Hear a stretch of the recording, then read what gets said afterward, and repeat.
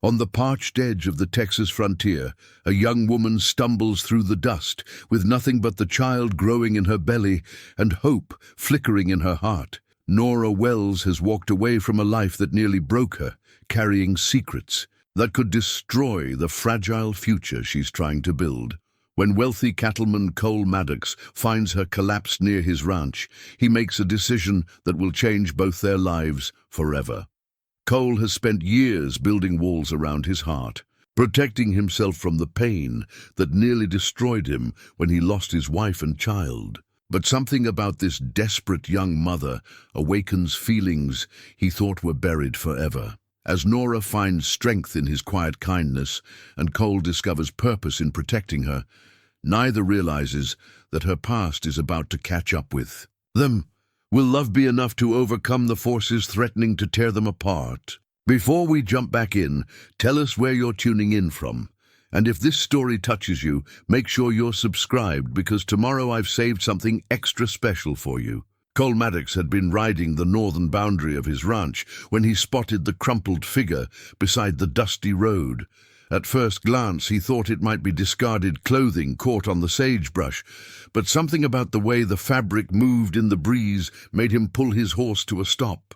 The sun was merciless that afternoon, beating down on the Texas plains with the kind of heat that could kill a man if he wasn't careful. He dismounted slowly, his weathered boots crunching on the sun-baked earth. The woman lay curled on her side, one arm protectively wrapped around her swollen belly, the other stretched toward a pair of worn leather boots that had apparently fallen from her feet. Her dress, once perhaps a cheerful blue, was now faded and torn, stained with dust and what looked like days of travel.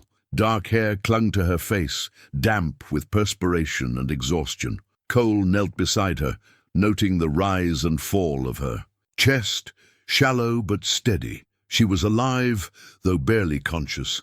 Her lips were cracked and pale, her skin bearing the telltale flush of heat exhaustion. But it was her condition that made his breath catch. She was heavy with child, perhaps 7 or 8 months along, and clearly had been walking for some time. "Mom!"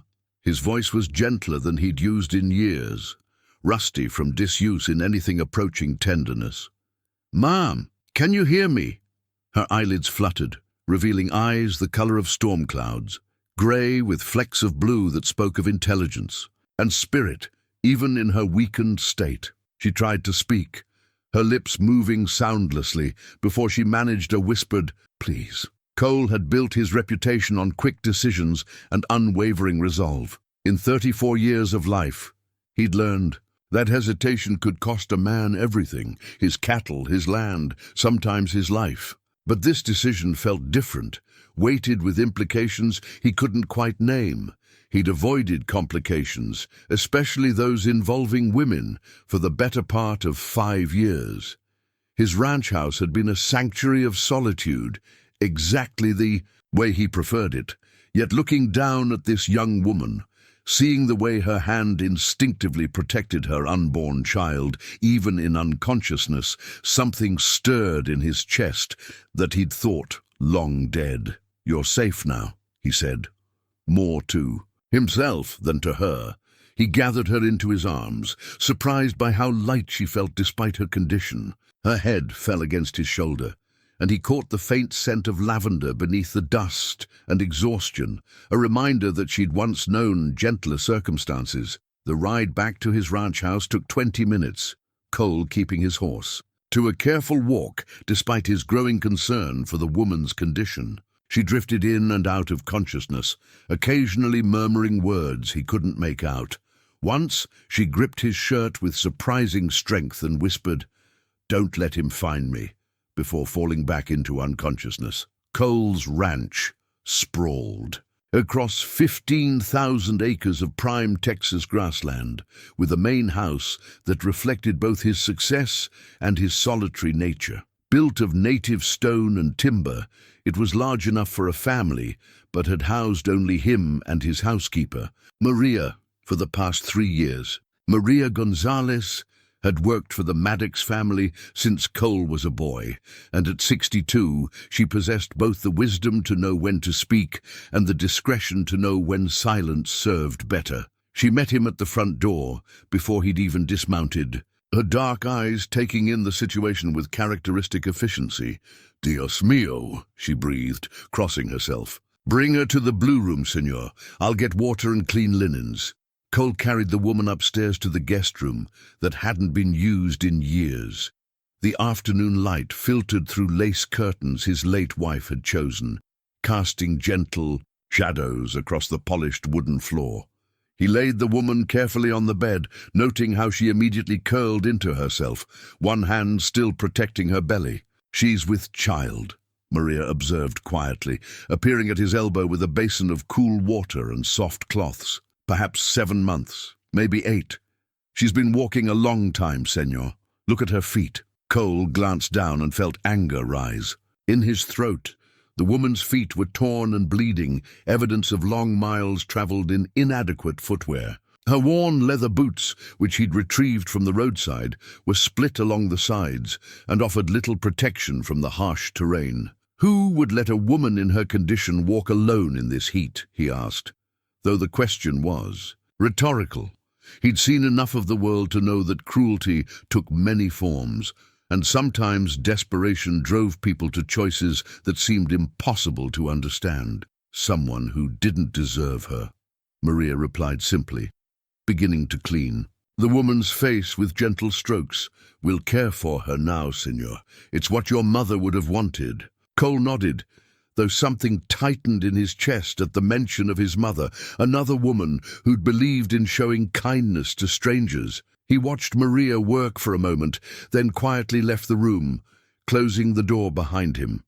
Downstairs, in his study, he poured himself 2 fingers of whiskey and stared out the window at the land that had been his life's work. He told himself that keeping to himself was safer, that avoiding attachments meant avoiding pain. Yet here he was, with a mysterious woman upstairs who'd already begun to stir something he'd thought permanently buried. Outside, the Texas sun began its slow descent toward the horizon, painting the sky in shades of amber and rose. Tomorrow, he'd need answers. Tonight, he'd settle for keeping her alive. Norah Wells awakened to the sound of wind chimes dancing in a gentle breeze. For a moment, she couldn't place where she was. The sensation of clean sheets against her skin, the scent of lavender and beeswax, the distant lowing of cattle. Then memory crashed back. The endless walking, the sun beating down mercilessly. The moment when her legs simply refused to carry her another step. She sat up carefully, one hand instinctively moving to her belly, where the baby stirred restlessly. The room around her was unlike anything she'd known in recent months. Polished wooden floors gleamed in the morning light, and delicate lace curtains framed windows that looked out over rolling pasture land. A pitcher of fresh water sat on the bedside table, along with a small hand mirror and a wooden cross that hadn't been there when she'd collapsed. The cross made her breath catch. It was simple, carved from what looked like oak, with a leather cord worn soft from handling. She picked it up with trembling fingers, recognizing the weight and texture immediately. It had been her mother's, the only thing of value Norah had managed to keep through all her troubles. Seeing it here, carefully placed where she would notice it immediately upon waking, told her that someone had gone through her few possessions with care rather than mere curiosity. A soft knock interrupted her thoughts. "Señora, are you awake?" The voice was warm, accented with Spanish inflections that spoke of kindness and competence. "Yes," Norah called softly, pulling the sheet up to her chin despite being fully clothed in what appeared to be a clean nightgown. An older woman entered, carrying a tray that filled the room with the rich aromas of coffee, bacon, and fresh bread. She was perhaps 60, with silver-streaked hair pulled back in a neat bun and eyes that held both wisdom and warmth. "I am Maria," the woman said, setting the tray on a small table near the window. "I helped Senor Maddox with the house. You gave us quite a scare, Misha. How are you feeling?" Norah tried to assess her condition honestly. Her head no longer pounded with the relentless ache of dehydration, and her limbs felt steadier than they had in days. "Better," she admitted. "Much better, thank you. I should go. I don't want to impose." Maria's expression grew stern in the way that only older women could master. "You will do no such thing. You are in no condition to travel, especially carrying a child. Senor Maddox has given strict orders that you are to rest and recover." The mention of her rescuer brought a flush to Norah's cheeks. She remembered strong arms lifting her, a gentle voice telling her she was safe, the careful way he'd carried her, despite being a complete stranger. "He was very kind," she said quietly. "I don't even know his full name." "Cole Maddox," Maria supplied, bustling around the room with practiced efficiency. "He owns this ranch and most of the land you can see from that window. A good man, though he's been too alone these past years." She paused in her movements, studying Norah with shrewd eyes. "He found you on the North Road. You'd been walking a long time, see?" Norah nodded, not trusting her voice. The kindness in Maria's manner made her want to weep, a luxury she hadn't allowed herself in months. "I was heading to San Antonio," she managed. "I heard there might be work there." "Work?" Maria's eyebrows rose. "Mija, you are ready to have a baby any day now. What kind of work could you do?" The question hung in the air, and Norah realized how foolish her plan had been. She'd been running on hope and desperation, with no real plan beyond putting distance between herself and the life she'd fled. I hadn't thought that far ahead." Maria's expression softened. "What is your name?" "Child? Norah Wells." The surname felt strange on her tongue now. It belonged to a version of herself that felt like a distant memory. "Well, Norah Wells, you are welcome here as long as you need to stay. Senor Maddox made that very clear. Now you will eat, and then we will see about getting you some proper clothes. That dress you arrived in is barely holding together." As if summoned by the mention of clothes, a tap came at the door. "Maria, is our guest awake?" The voice was deep, careful, tinged with an accent that spoke of Texas born and bred. Norah's heart quickened inexplicably. "Come in," Maria called. "She is much better this morning." Cole Maddox entered the room, and Norah saw him clearly for the first time. He was tall, probably in his mid-30s, with dark hair that showed traces of grey at the temples, and eyes the colour of deep water. His face was weathered by sun and wind, marked by lines that spoke of both laughter and sorrow. He wore simple working clothes, denim pants, a cotton shirt, and boots that had seen honest labour. "Miss Wells," he said, removing his hat with an old-fashioned courtesy that made her chest tight. "I'm glad to see you're feeling better. You gave us quite a worry." "Mr. Maddox," she replied, struggling to sit up straighter, "I can't thank you enough for your kindness. I don't know what would have happened if you hadn't found me." Something flickered across his face. Pain, perhaps, or memory. "Anyone would have done the same," he said quietly, though they both knew that wasn't necessarily true. An awkward silence stretched between them until Maria cleared her throat. "Senor, perhaps you could ask Tom to bring up the trunk from the storage room. I think some of the things in there might fit Senora Wells, at least until we can make other arrangements." Cole nodded, his gaze lingering on Norah for a moment longer than necessary. "Of course. And Miss Wells, please don't worry about anything except getting your strength back. You're safe here." After he left, Norah found herself staring at the closed door, her hand unconsciously moving to the wooden cross that lay warm against her palm. For the first time in months, she allowed herself to believe that safety might be more than just a beautiful dream. 3 days passed in a rhythm that felt almost like normalcy.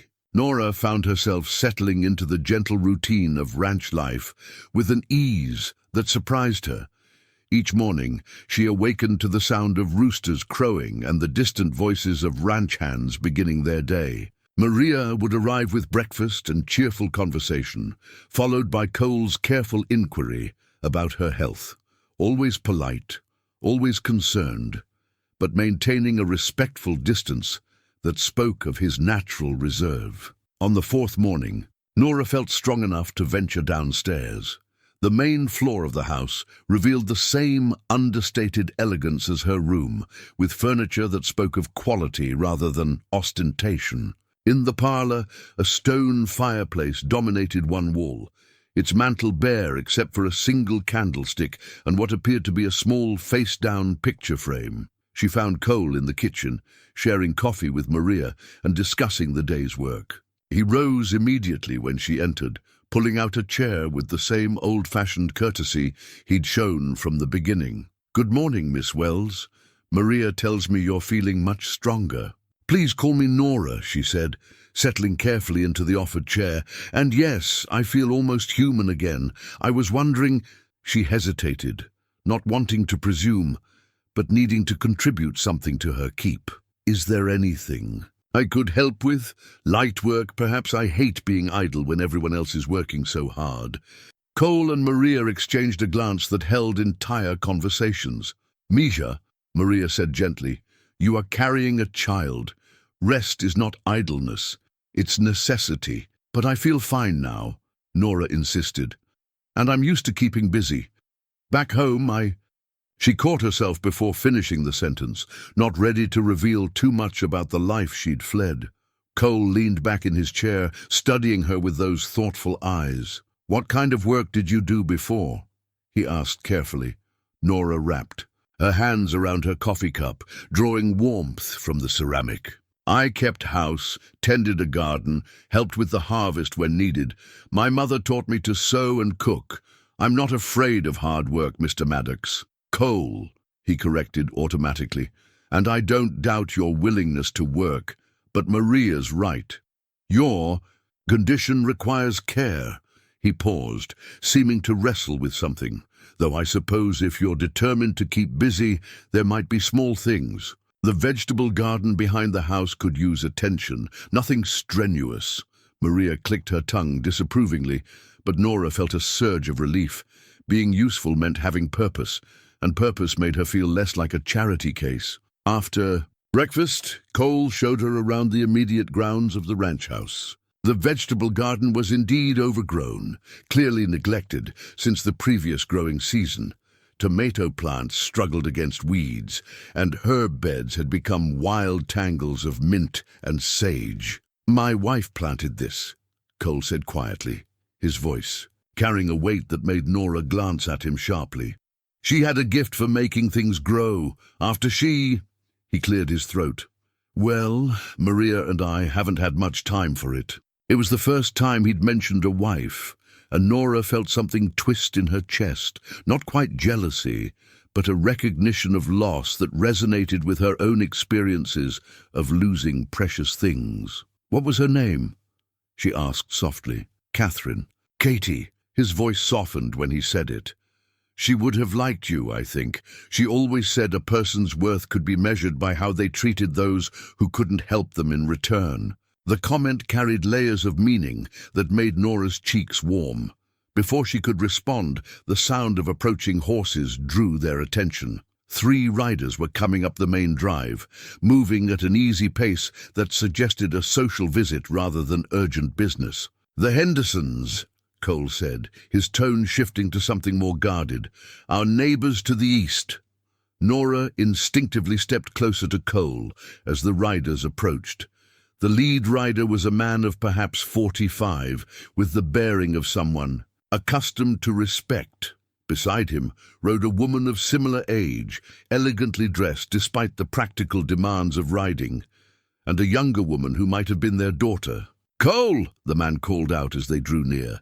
"Hope you don't mind us dropping by unannounced. Martha brought some of her apple preserves, and we thought we'd check on how you're managing with the drought." Cole's posture had subtly changed, becoming more formal. "Always welcome, William. Martha, Susan." He nodded to each in turn. "I'd like you to meet Miss Norah Wells. She's been recovering from heat exhaustion." The introduction was carefully neutral, but Norah felt the weight of 3 pairs of eyes, assessing her appearance, her condition, her presence at Cole's ranch. Martha Henderson's gaze lingered on Norah's obviously pregnant form, with barely concealed curiosity. "How lovely," Martha said with a smile that didn't quite reach her eyes. "Are you traveling alone, dear?" The question carried undertones that made Norah's spine straighten. "I am," she replied simply, offering no additional explanation. "How brave of you," Susan Henderson added, her tone suggesting bravery might not be the word she'd have chosen privately. Cole stepped slightly closer to Norah, a movement so subtle she might have imagined it. "Miss Wells will be staying with us until she's fully recovered," he said firmly. "Maria and I are happy to help." The conversation continued for several more minutes, polite on the surface but charged with undercurrents that spoke of a small community's interest in anything unusual. When the Hendersons finally took their leave, promising to stop by again soon, Norah felt drained in a way that had nothing to do with her physical condition. "I'm sorry," she said quietly, as they watched the riders disappear down the drive. "I didn't mean to create gossip for you." Cole turned to look at her, and for a moment his carefully maintained distance seemed to waver. "Norah," he said, using her given name for the first time, "you have nothing to apologize for. People will talk regardless. What matters is doing what's right." That evening, as Norah sat on the front porch watching the sunset paint the sky in brilliant oranges and purples, she found herself thinking about Cole Maddox and the woman who'd planted the garden with such love. Tomorrow, she decided, she'd begin bringing that garden back to life. It seemed like the least she could do to honor both the woman who'd created it and the man who'd given her sanctuary. The letter arrived on a Tuesday morning, carried by a rider who claimed to be passing through on his way to San Antonio. Cole accepted it with the casual indifference of a man accustomed to correspondence about cattle prices and land deals, but something about the messenger's nervous glances toward the house made him pause before opening it. The paper was cheap, the handwriting crude but forceful, pressing so hard into the page that some letters had torn through. Cole's expression darkened as he read, his jaw tightening with each line. "Maddox, word is, you got something that belongs to me. A woman, brown hair, carrying my child. She's my lawful wife, and she stole from me when she ran. The law's on my side. Send her back, or I'll come collect her myself. You don't want that kind of trouble." J. Briggs Cole read the letter twice, his hands steady despite the cold anger building in his chest. He folded it carefully and slipped it into his vest pocket, then walked slowly toward the house where he could hear Norah's laughter mixing with Maria's as they worked in the kitchen. He found them preparing vegetables for the noon meal. Norah, seated at the large wooden table with a bowl of green beans in her lap. She looked up when he entered, and her smile faded immediately at the expression on his face. "What's wrong?" she asked, her hands stilling in their work. Cole pulled out a chair across from her, his movements deliberate and controlled. "I received a letter this morning from someone claiming to be your husband." The bowl of green beans tumbled from Norah's lap, scattering across the floor as her face went white. Maria immediately moved to her side, placing a protective hand on her shoulder. What did it say?" Norah's voice was barely a whisper. Cole withdrew the letter, smoothing it flat on the table. "He calls himself J. Briggs, says you're his lawful wife, that you stole from him, and that he wants you back." Norah's hands flew to her throat, and Cole saw them trembling. "How did he find me? I was so careful." She stood abruptly, nearly knocking over her chair. "I have to leave, tonight. If he knows I'm here, he'll come, and I won't let him hurt anyone else because of me." "Sit down," Cole said firmly, but not unkindly. When she remained standing, he rose and gently guided her back to her chair. "Tell me about this man. Tell me why you're so afraid." For a long moment Norah sat in silence, her hands pressed protectively over her belly. When she finally spoke, her voice was hollow with remembered pain. "His name is Jeremiah Briggs, and I was never truly his wife, though he convinced me I was. I was 17 when my parents died in a fever outbreak. I had nothing, no family, nowhere to go. Jeremiah found me at their funeral and offered marriage. He seemed kind then, respectable. Had a small farm outside of Austin." She paused, gathering strength to continue. It wasn't until after the ceremony that I learned he already had a wife. The marriage wasn't legal. He'd used false papers, a fake name, but by then I was trapped.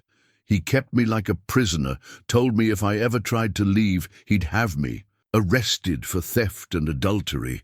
Maria crossed herself and muttered something in Spanish that sounded like a prayer. When I realized I was carrying his child, Norah continued, something changed in me. I couldn't let this baby grow up in that house, with that man's violence and cruelty. So I waited until he went to town one day, took only what I could carry and ran. Cole's hands had slowly clenched into fists as she spoke. Did he hurt you? He asked, his voice carefully controlled. Norah's silence was answer enough. He's not your husband, Cole said finally. A false marriage performed under false pretenses has no legal standing. You're free of him. You don't understand, Norah said desperately. Legal standing doesn't matter to a man like Jeremiah. He believes he owns me, owns this baby. He'll never stop looking, and he'll hurt anyone who gets in his way. Cole stood and walked to the window, staring out at his land while his mind worked through possibilities. How did he track you here? I don't know. I stayed off main roads, avoided towns where possible. Maybe someone saw me, remembered. She trailed off, fear making her voice thin. The Hendersons, Maria said suddenly. They ask many questions when they visit. And Martha, she talks to everyone in town. Cole nodded grimly. Probably innocent curiosity that became dangerous gossip. He turned back to Norah. But you're not leaving. Running didn't solve this problem before, and it won't. Solve it now. A man like Briggs will keep hunting until he's stopped. You don't understand what he's capable of, and he doesn't understand what I'm capable of, Cole interrupted, his voice carrying a steel edge that made even Maria look up sharply. This is my land, my home. No one threatens what's under my protection. That night, Cole sat alone in his study, cleaning his rifle with methodical precision. On his desk lay the threatening letter, and beside it, a response he'd written in his own firm hand. Tomorrow he'd send word to Sheriff Morrison, but tonight he'd make preparations of his own. Some problems required more than legal solutions. Sheriff. Jake Morrison arrived at the Maddox ranch 2 days later, his weathered face grim beneath the brim of his hat. Cole met him on the front porch, noting the way the lawman's hand rested casually near his sidearm, a habit that spoke of years dealing with dangerous men. Cole, Morrison said, dismounting with the careful movements of a man who'd spent too many years in the saddle. Got your message about this Briggs fellow. Thought you'd want to know what I found out. They settled into the porch chairs, and Morrison accepted a cup of coffee from Maria before pulling a small notebook from his vest pocket. Jeremiah Briggs, he began, flipping through pages. Real piece of work, from what I can gather. Had a farm outside Austin like your Miss Wells. Said, but he lost it last year for unpaid taxes. Since then, he's been drifting, taking odd jobs, making trouble. Cole's jaw tightened. What kind of trouble? The kind that involves women who can't fight back, Morrison replied bluntly. There's been complaints in 3 different counties. Women, claiming he married them under false pretenses, took what they had, then disappeared. None of them pressed charges, though. Too scared, I'd guess. So he's done this before. Multiple times, and that's not the worst of it. Morrison leaned forward, his voice dropping. I sent a wire to a friend of mine who works out of Austin. Seems our Mr. Briggs has warrants out for theft, fraud, and assault. Real warrants, not the kind he threatened Miss Wells with. Relief flooded through Cole, followed immediately by renewed concern. So she's safe from prosecution.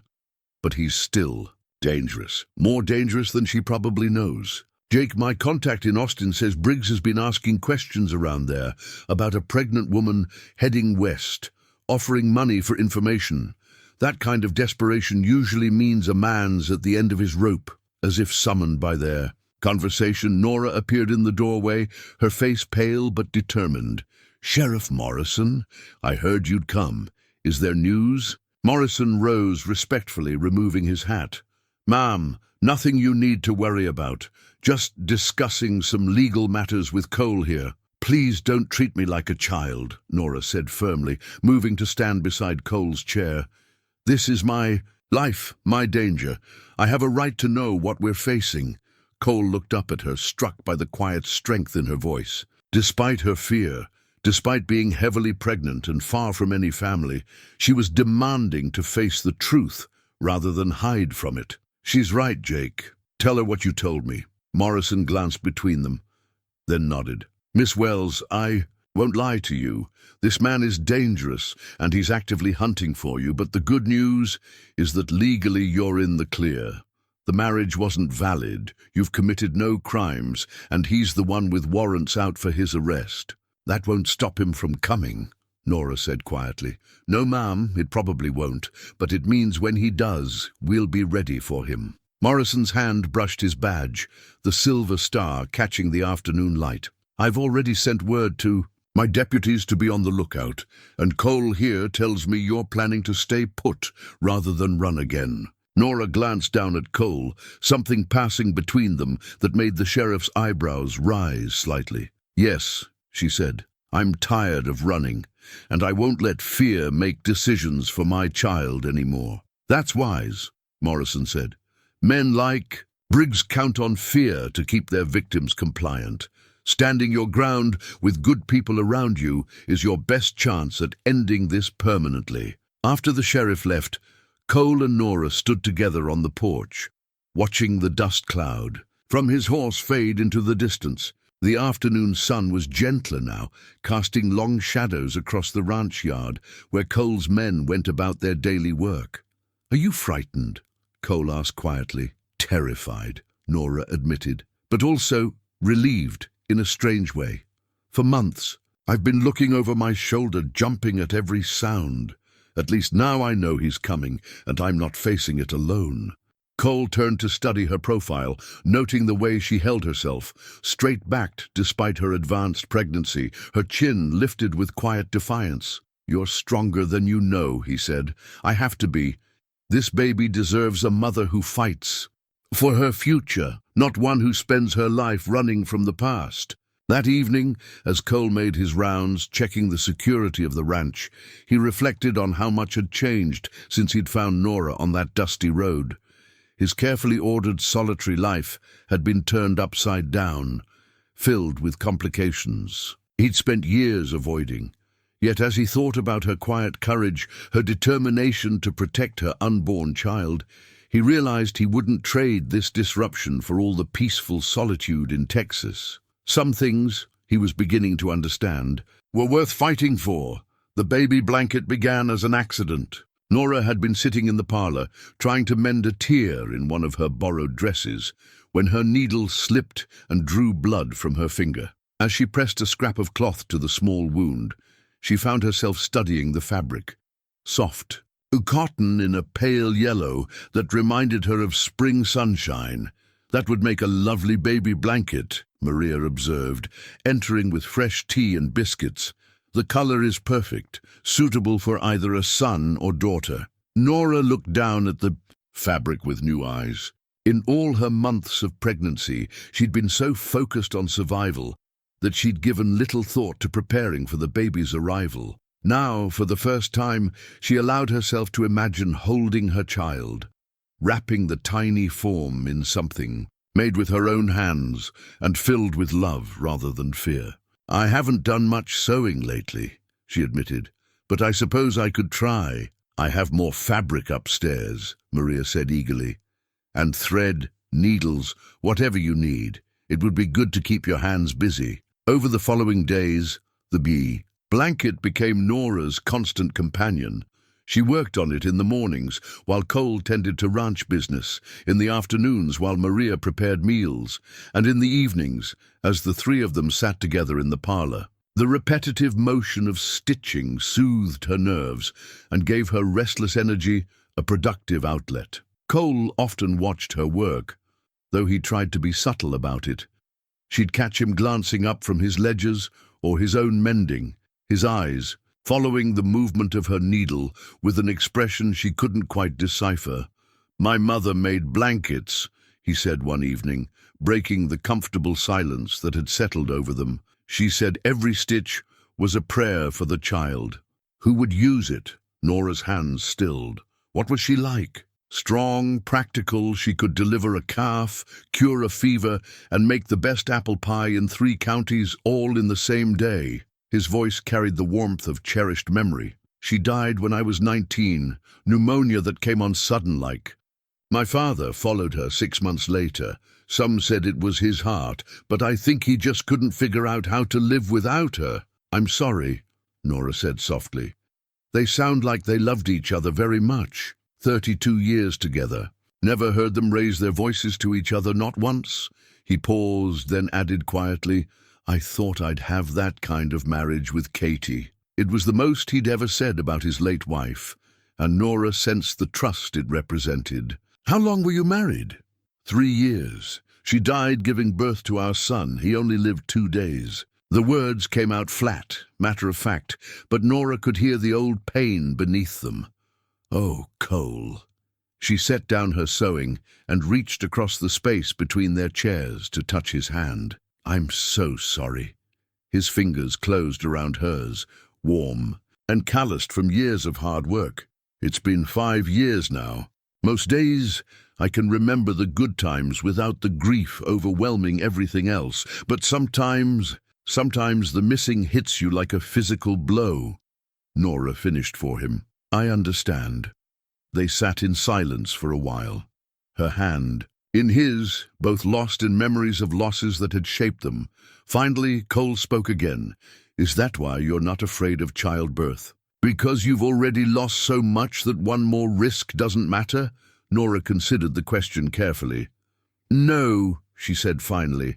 I'm terrified of childbirth. Every woman is, if she's honest. But I'm more afraid of letting fear steal this joy from me.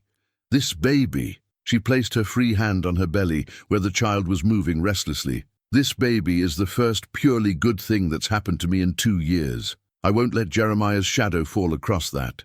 Cole's thumb traced across her knuckles, a gentle caress that sent warmth spreading up her arm. The baby's lucky to have you for a mother. And you? The question slipped out before she could stop it. Too personal and loaded with implications. She wasn't sure she was ready to face.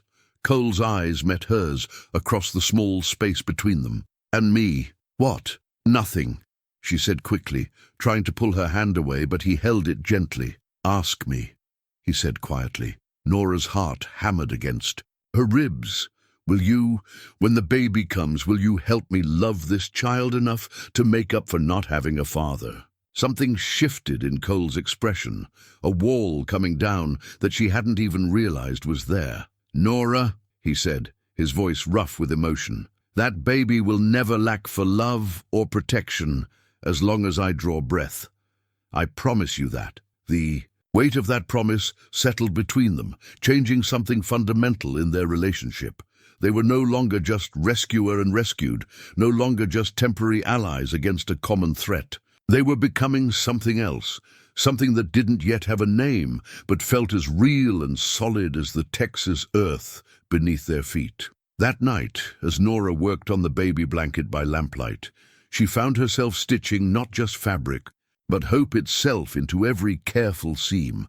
For the first time since learning she was pregnant, she allowed herself to imagine a future filled with more than mere survival, a future where her child would know safety, love, and the steady presence of a good man who understood that families could be built on more than just blood and law. The church social was Maria's idea, though she presented it with the careful diplomacy of someone who understood the delicate nature of the situation. It would be good for you to meet the other women, she told Norah over breakfast, and for them to see you as you truly are, not as gossip has painted you. Cole looked up from his coffee, frowning. What gossip? Maria and Norah exchanged glances. Nothing serious, Maria said quickly. Just the usual small-town curiosity about a stranger. Mrs. Henderson has been inquiring about Senora Norah's circumstances. What kind of inquiring? Cole's voice had taken on the edge it got when he was displeased. The kind that wonders how a respectable rancher comes to be harboring an unmarried woman in a delicate condition. Norah said quietly. I've been expecting it. Cole's jaw tightened. What people think isn't your concern. But it's yours, Norah replied. You have to live in this community long after I'm gone. Your reputation matters for your business. Your standing. You're not going anywhere, Cole interrupted, then seemed to realize how that sounded.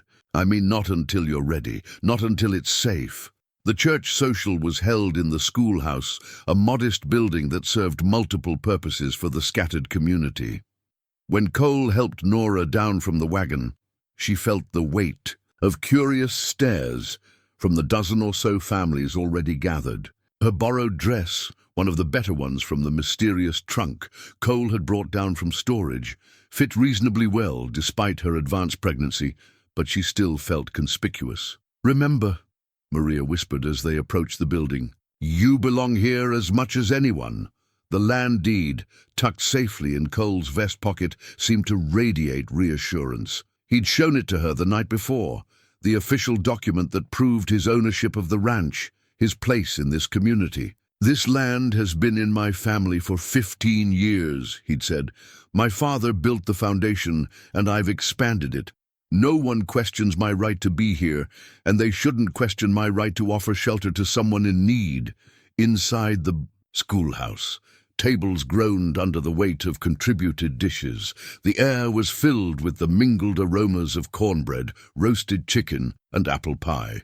Children played in corners, while their parents gathered in conversational clusters that seemed to shift and reform based on invisible social currents. Reverend Matthews, a kind man in his 60s, greeted them warmly. Cole, good to see you.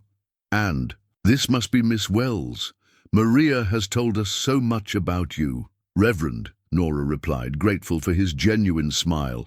Thank you for welcoming me. The first hour passed pleasantly enough. Norah found herself talking with Sarah Chen, the young Chinese wife of a neighboring rancher, who spoke softly about the challenges of being an outsider in a close-knit community. People mean well, Sarah said, but sometimes their curiosity feels like judgment. It was when Cole stepped outside to check on the horses that the trouble began. Martha Henderson approached with 2 other women in tow, their expressions carefully neutral but their intentions clear. Miss Wells, Martha said with a smile that didn't reach her eyes, we've all been so curious about your story. It's unusual for a young woman to be traveling alone in your condition. Where did you say you were? From? I didn't, Norah replied politely, her hand instinctively moving to her belly, where the baby stirred restlessly. Oh, Martha's smile faltered slightly. Well, surely you don't mind sharing. We're all friends here. Martha, Sarah Chen said quietly, perhaps Miss Wells would prefer not to discuss personal matters. Nonsense, said Eleanor Price, one of Martha's companions. We're simply being neighborly. After all, when someone arrives under such mysterious circumstances, people naturally wonder. The word mysterious hung in the air, like an accusation. Norah felt her cheeks burn, but before she could respond, a new voice cut through the tension. The only mystery, said a woman Norah hadn't met, is why Christian women would corner a pregnant stranger with intrusive questions instead of offering her Christian charity. The speaker was perhaps 50, with silver-streaked hair and eyes that brooked no nonsense. She moved to stand beside Norah with the confidence of someone accustomed to being obeyed. Mrs. Dalton, Martha said stiffly, we were simply being busybodies. Mrs. Dalton finished. Miss Wells, I'm Rebecca Dalton. My husband and I run the general store in town. If these ladies are too poorly raised to welcome you properly, then I'll have to make up for their lacking. The confrontation drew attention from across the room. Norah saw Cole re-enter the building, his eyes immediately finding the cluster of women and reading the tension in their postures. Is there a problem? Here? His voice was calm, but there was steel underneath it. No problem at all, Mrs. Dalton said brightly. I was just telling Miss Wells how pleased we are to have her in our community, weren't we, Martha? Martha Henderson's face had gone red, whether from embarrassment or anger. Norah couldn't tell. "Of course," she said through gritted teeth. "We were just getting acquainted." Cole moved to Norah's side, his presence both protective and possessive. "Miss Wells has been through enough without being subjected to interrogation," he said quietly. "I'd appreciate it if people remembered their manners." The remainder of the social passed without incident, but the damage was done. As they rode home in the wagon, Norah felt the weight of the community's divided opinion. Some, like Mrs. Dalton and Reverend Matthews, had offered genuine welcome. Others, like Martha Henderson, clearly viewed her as a threat to their ordered world. "I'm sorry," she said to Cole as the ranch house came into view.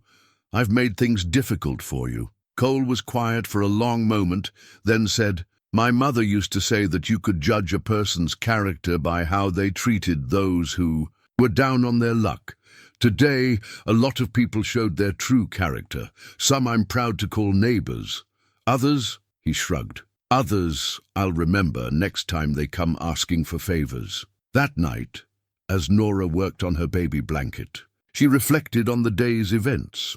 She'd faced down judgment and found unexpected allies. More importantly, she'd seen Cole defend her publicly, claiming her place in his life before the entire community.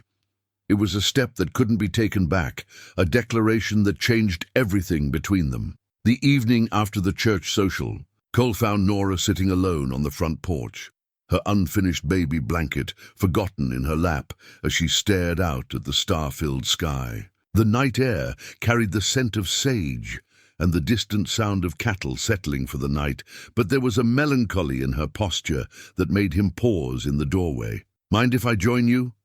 he asked quietly. She looked up, offering a small smile that didn't quite hide the sadness in her eyes. "Of course, it's your porch." He settled into the chair beside her, noting how she'd wrapped a shawl around her shoulders against the evening chill. "You've been quiet since we got back. The social didn't go the way you hoped." "It went exactly as I expected," she replied, then sighed. I keep forgetting that I'm not the same person I was before Jeremiah. Before all of this, I used to be able to walk into a room and belong there. Now I feel like I'm wearing a sign that says, 'Damaged goods.'" Cole was quiet for a moment, considering his words. "You want to know what I saw today?" She turned to look at him, curiosity replacing some of the sadness. "I saw a woman who faced down Martha Henderson's nosiness with grace and dignity. I saw someone who didn't back down or make excuses for existing. I saw strength." "I felt terrified," Norah admitted, "and angry. When she kept pushing for details about my past, I wanted to tell her exactly what kind of man I was running from, just to see the look on her face." "Why didn't you?" "Because your reputation doesn't deserve to be dragged down by association with my sordid history." She picked up the baby blanket, running her fingers over the soft fabric. "You've given me so much. Safety, kindness, a place to heal. The least I can do is try not to create more problems for you." Cole reached into his vest pocket and withdrew something that gleamed gold in the moonlight. It was a pocket watch, heavy and well-worn, its surface engraved with initials that had been polished smooth by decades of handling. "This was my father's," he said, holding it carefully in his palm. "His father gave it to him, and his father. Before that, 4 generations of Maddox men have carried this watch." Norah leaned closer to examine it, noting the careful craftsmanship and the way Cole's hands cradled it like something precious. "It's beautiful. My father used to say that. Time was the only thing a man truly owned. Not land, not cattle, not even family. Those could all be taken away. But time, the moments we choose to spend and how we spend them, that's ours to control." He clicked the watch open, revealing a face that still kept perfect time despite its age. "He told me that the measure of a man wasn't in what he accumulated, but in how he chose to spend his moments." "Why are you telling me this?" Cole closed the watch and looked at her directly. "Because I want you to understand something.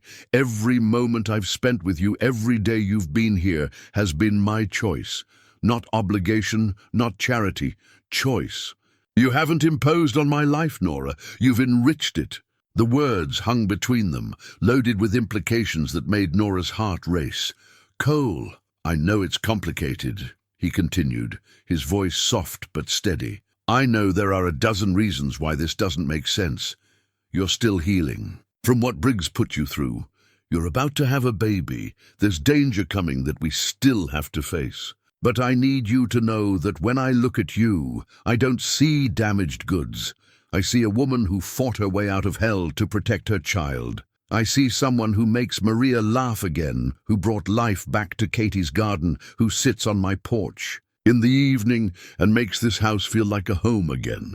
Tears slipped down Norah's cheeks before she could stop them. You don't know everything about me, about what I had to do to survive. I know enough.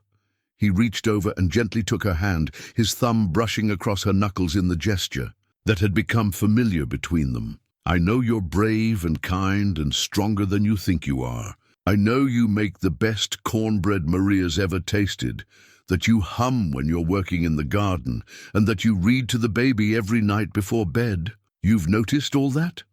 A smile tugged at the corner of his mouth. I've noticed everything about you, Norah Wells. The baby chose that moment to kick strongly enough that it was visible through her dress, making both of them laugh, despite the emotional weight of the conversation. Norah placed Cole's hand on her belly, and they both went still as another kick landed squarely against his palm. Strong, he murmured, wonder in his voice, just like the mother. They sat in comfortable silence, his hand resting on her belly as the baby settled down. When movement came again, it was gentler, as if the child was responding to the warmth and security of human touch. What happens now?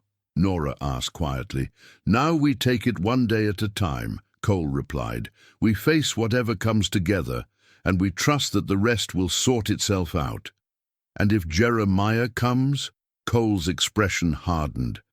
Then he'll learn that some things are worth fighting for. Later that night, as Norah lay in bed listening to the familiar sounds of the ranch settling into sleep, she held Cole's pocket watch, which he'd quietly pressed into her hands, before bidding her good night. The steady tick seemed to echo her heartbeat, marking moments that felt precious in a way she'd almost forgotten was possible. For the first time since fleeing Austin, she allowed herself to imagine a future that stretched beyond mere survival.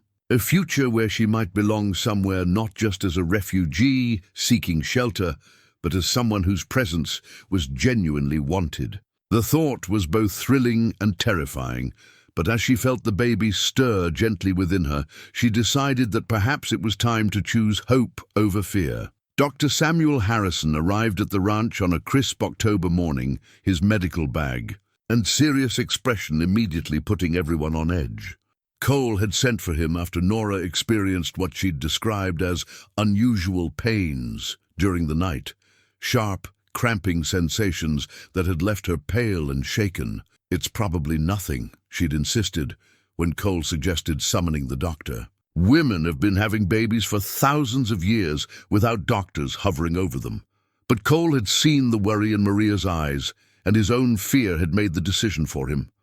Now, as Dr. Harrison examined his medical journal, where he'd been recording notes about Norah's condition during his previous visits, Cole paced the parlor like a caged animal. The pains stopped hours ago, Maria reported, bringing the doctor fresh coffee. But she was frightened, and that frightened me. Dr. Harrison, a thoughtful man in his 50s who'd delivered half the babies in 3 counties, nodded as he made additional notes. At this stage of pregnancy, occasional discomfort is normal. But given Miss Wells's circumstances, the stress she's been under, the poor nutrition during her travel, we need to be cautious. Cole stopped pacing. What kind of caution? Bed rest for the next week at minimum. No lifting, no extended periods on her feet, and absolutely no travel. The doctor closed his journal and fixed Cole with a steady look.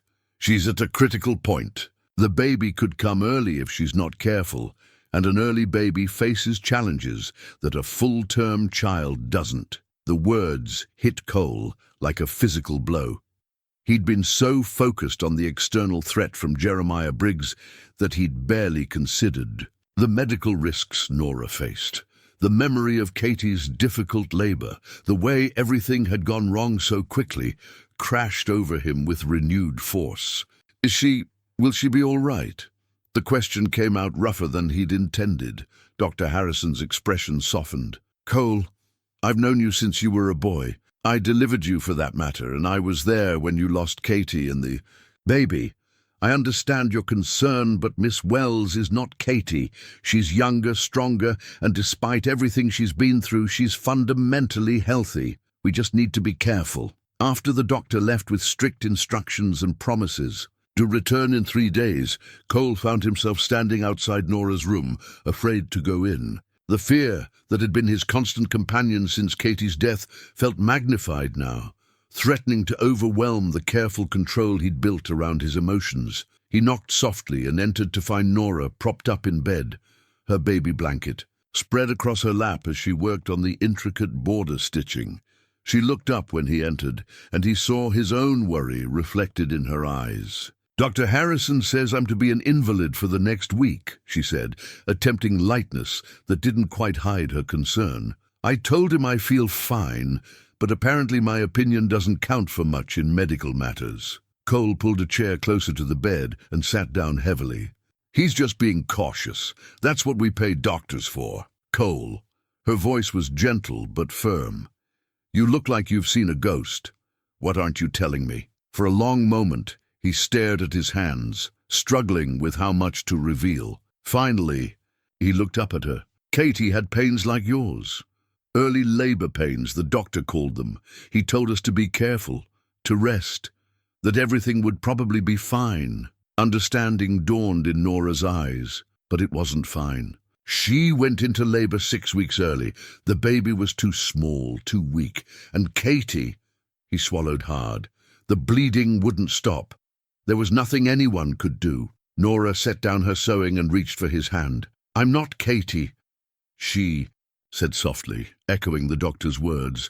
And this baby isn't that baby. What happened to them was tragic, but it doesn't mean the same thing will happen to us.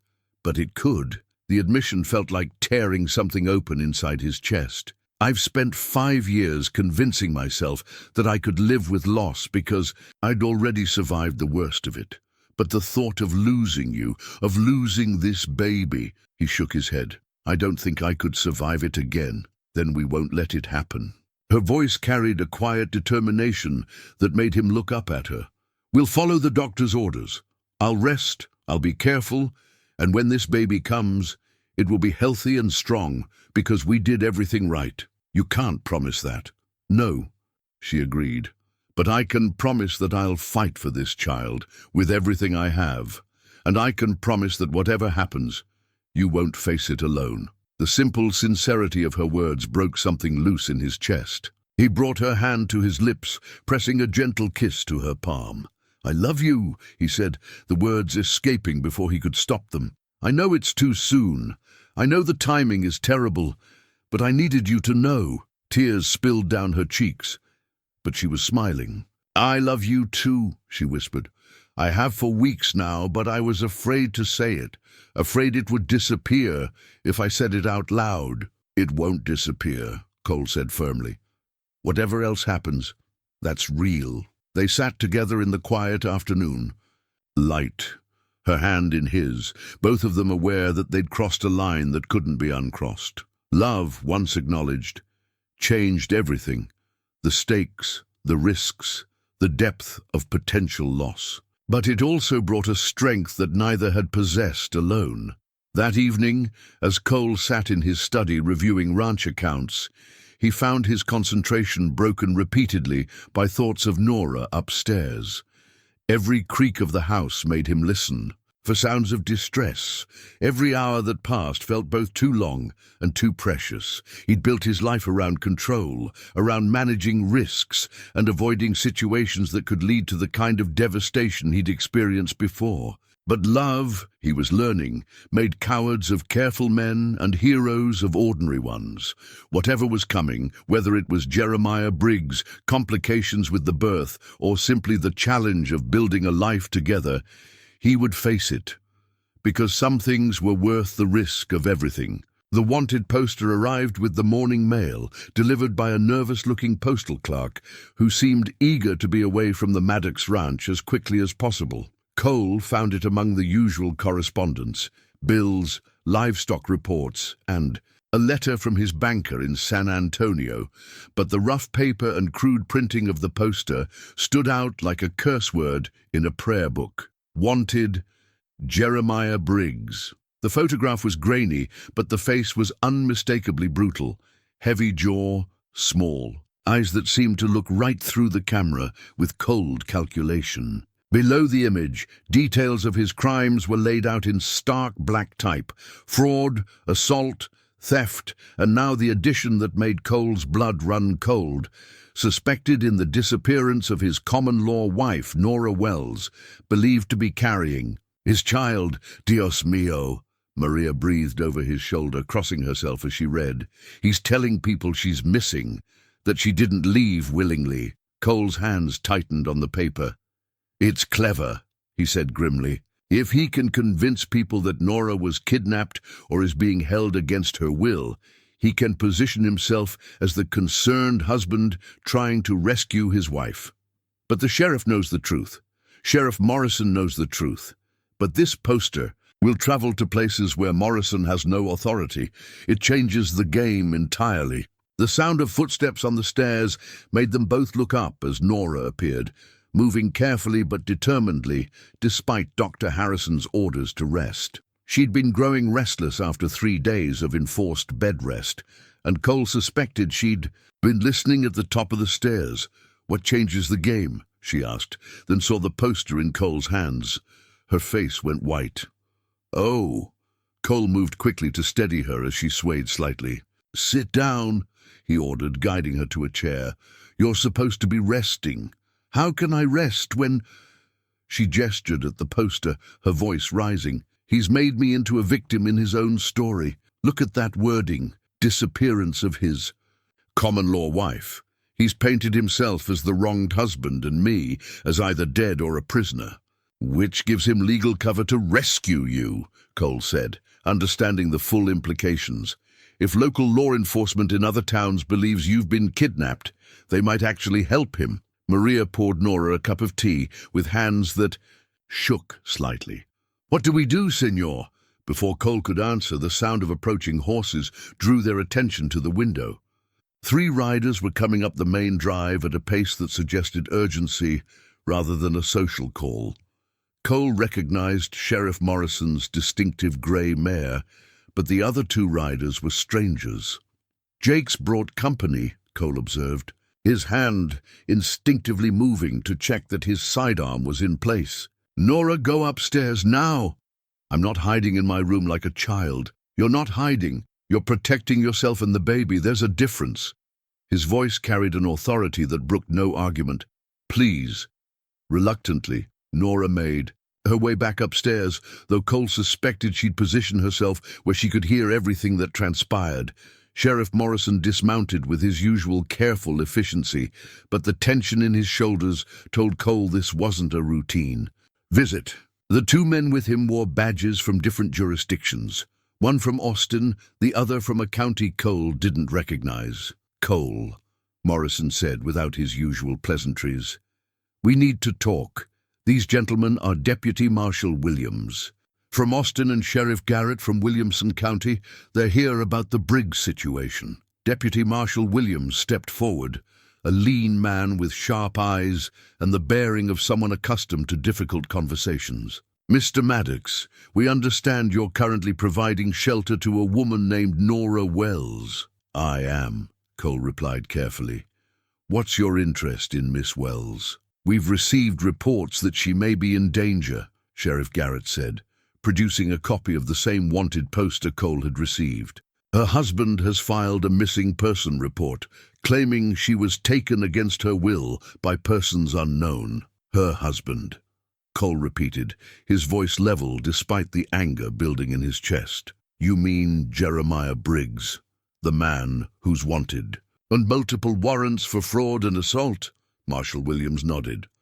The same, but regardless of his criminal status, if he's her legal husband and she's carrying his child, he has certain rights under the law. He's not her legal husband, Morrison interjected. I've already verified that the marriage was performed under false pretenses using fraudulent documents. That's a matter for the courts to decide, Garrett said. In the meantime, we need to speak with Miss Wells to verify her safety and ensure she's here voluntarily. Cole felt the familiar cold calculation that had served him well in business and crisis situations. Miss Wells is recovering from exhaustion and pregnancy complications. Her doctor has ordered complete rest. We're not here to cause distress, Williams said. But we do need to verify her condition and circumstances. 5 minutes, Mr. Maddox. Surely you can understand our position. From upstairs came the sound of a door opening and careful footsteps on the stairs. Norah appeared in the parlor doorway, dressed in one of her borrowed dresses and moving with deliberate care. Her face was pale but determined. Gentlemen, she said with quiet dignity, I understand you have questions about my welfare. I'm here voluntarily, under the protection of Mr. Maddox, because I fled an abusive situation. Jeremiah Briggs is not my husband. Our marriage was a fraud performed with false documents. I have the legal right to be here, and I choose to be here. The silence that followed her statement stretched for several seconds. Finally, Marshal Williams cleared his throat. Miss Wells, are you making this statement of your own free will? Are you under any duress or coercion? The only duress I've experienced was at the hands of Jeremiah Briggs, Norah replied firmly. Mr. Maddox saved my life and has shown me nothing but kindness and respect. Sheriff Garrett exchanged glances with the marshal. Ma'am, we're going to need you to come to town and make an official statement. There are procedures. No.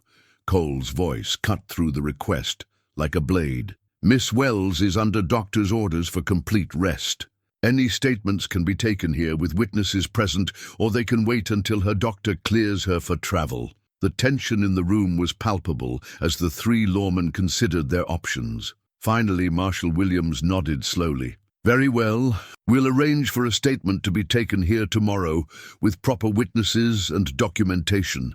But understand, Mr. Maddox, this situation is far from resolved. Briggs has resources and connections we're still learning about. After the lawmen left, Cole found himself staring out the window at the dust cloud from their departure. The net was tightening around them, and Jeremiah Briggs was proving more cunning than any of them had anticipated. He's not going to give up, Norah said quietly from behind him. No, Cole agreed, but neither are we.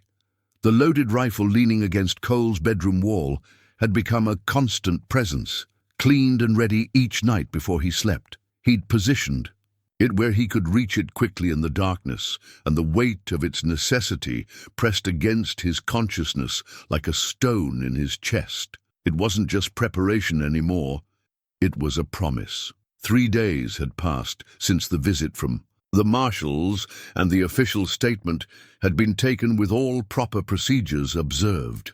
Norah had been clear and composed, her account documented by a court clerk brought specially from town. But instead of providing closure, the legal formalities had only seemed to emphasize how precarious their situation remained. Tom Brennan, Cole's foreman for the past 8 years, knocked on the study door that evening as Cole reviewed security arrangements for what felt like the 100th time. Tom was a weathered man in his 50s, reliable as sunrise and twice as steady, with the kind of loyalty that couldn't be bought but had to be earned through years of fair treatment and mutual respect. "Boss, got a minute?" Tom asked, settling into the chair across from Cole's desk without waiting for an invitation.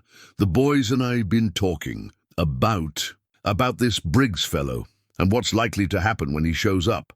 Tom leaned forward, his expression serious. "We all heard what the sheriff said about him having resources and connections. Word from town is that he's been asking questions. offering money for information about the ranch, about Miss Norah's condition and whereabouts. Cole set down his pen. What kind of questions? How many men we got working here? What kind of defenses we might have? Whether there's back ways onto the property? Smart questions from someone who's thinking tactical-like. Tom paused, then added, Jack Morrison's boy works at the telegraph office. Says there's been messages going back and forth between here and Austin, and some heading east toward Louisiana. This ain't just one man with a grudge, boss. This feels organized. The information settled in Cole's stomach like cold lead. He'd been preparing for a confrontation with an angry, desperate man. The possibility that Jeremiah Briggs had backup changed everything. What are you thinking, Tom? I'm thinking the boys want to stand with you on this, all of them. Been talking it over, and we're agreed. Miss Norah's under our protection now, same as you are. Any man comes looking to hurt her or that baby's going to have to go through. All of us. Cole felt something tight in his chest loosen slightly. Ranch hands were independent by nature, loyal to their wages and fair treatment, but not necessarily willing to risk their lives for their employer's personal troubles. That his men were volunteering to stand against an unknown threat spoke to their character and their assessment of Norah's worth. I appreciate that, Tom, more than you know. But I won't ask any man to— You ain't asking, Tom interrupted. We're offering. Been working this ranch for years, and you've always treated us fair and square. Paid us good wages, never asked more than was reasonable, stood by us when times were hard. Now you need standing by, and we aim to provide it. That night, as Cole made his final rounds before bed, he found the ranch transformed. Men who usually disappeared into the bunkhouse after supper were positioned strategically around the property.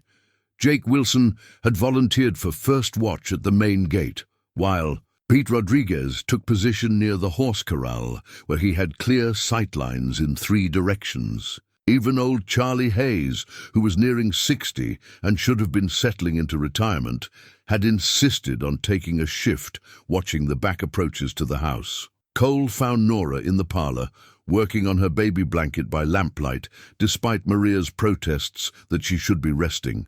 The project was nearly finished now, an intricate pattern of soft yellows and greens that seemed to glow in the warm light. Her stitches had grown more confident over the weeks, each section showing improvement over the last. You should be sleeping, he said gently, settling into the chair beside her. So should you, but I can hear you pacing upstairs at night, checking the windows, making sure the rifle is loaded. She set down her needle and looked at him directly. How many men does he have? Cole had learned not to try to shield her from harsh realities. We don't know for certain. Tom thinks at least 3 or 4, possibly more, and they're asking smart questions, which suggests experience. Experience with what? Violence? Probably the kind that comes from being on the wrong side of the law for years. He reached over and took her hand, noting how her fingers trembled slightly despite her outward calm. But Tom also told me something else tonight. Every man on this ranch has volunteered to stand with us, not because I asked them to, but because they want to. Tears gathered in Norah's eyes. They barely know me. They know enough. They see how you treat Maria with respect, how you've brought life back to parts of this ranch that had been neglected. They see that you make me— He paused, searching for the right words. They see that you make me better than I was alone. And if we lose, if Jeremiah comes with more men than we can handle— Cole's hand moved instinctively toward where his rifle waited upstairs. Then we'll make sure the cost is too high for him to pay. Men like Briggs are bullies at heart. They prefer easy victories to hard ones. If we make this fight expensive enough, he might decide you're not worth the price. And if he doesn't, then we'll finish it permanently. The words came out harder than he'd intended, carrying a finality that made Norah study his face carefully. You're talking about killing him. I'm talking about protecting what matters most to me. He lifted her hand to his lips, pressing a gentle kiss to her knuckles. I won't let him take you, Norah. I won't let him hurt you or the baby. Whatever that requires, I'll do it. Later, as they climbed the stairs together, Cole carrying the lamp to light their way, Norah paused at her bedroom door. Cole, When this is over, when Jeremiah is no longer a threat, what happens then? He set the lamp on the hallway table and turned to face her fully. Then we build the life we both want. We get married properly, raise this baby together, and maybe have more children if God wills it. We turn this ranch into the home it was always meant to be. You'd marry me. Even knowing everything about my past, about the mistakes I've made, especially knowing everything about your past. It's made you who you are, strong, brave, determined to protect the people you love. Those aren't flaws, Norah. They're the reasons I fell in love with you. As he watched her disappear into her room, Cole reflected on how much his life had changed since that day he'd found her collapsed by the roadside. He'd thought he was rescuing her, but increasingly he understood that she'd rescued him just as completely.